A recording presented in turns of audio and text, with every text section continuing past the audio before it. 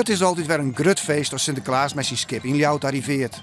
Na een welkomstwut terug de Borgemaster volgt dan een tocht per hinder terug de stad.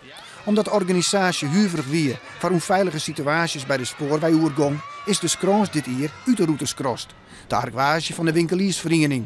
En dus helpt die nou haar eigen Sinterklaas in.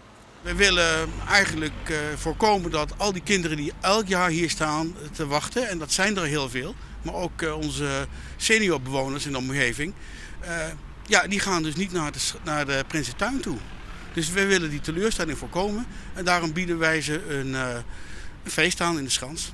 Ja, dat is niet zo handig voor de promotie van Leeuwarden, voor de stadspromotie. En ik vind ook helemaal niet dat het nodig is. De organisatie achter de officiële intocht van Sinterklaas is teleurgesteld door het initiatief van de Scroons. Dat ze dus nu zelf hun eigen Sinterklaas pakken, op zich niks op tegen, maar doe het niet op 12 november. Want er zijn in Leeuwarden zoveel, er zijn wel andere wijken ook waar winkeliersverenigingen zijn, die allemaal hun Sinterklaas-intocht organiseren op een ander moment. Heet dat maar hier Sinterklaas? Hè? Ja. Of wil ik nog voor de gek houden? Ja, ik heb het gehoord. Ik vind het echt een beetje ondernemersoorlog uitvechten over de ruggen van de kinderen. Dat vind ik toch jammer.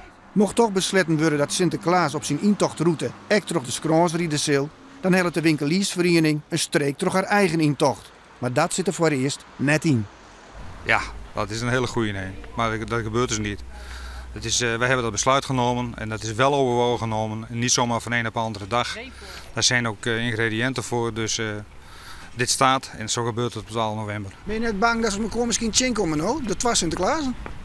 Absoluut niet. En diegene die op de Schans komt, dat is de echte Sinterklaas natuurlijk.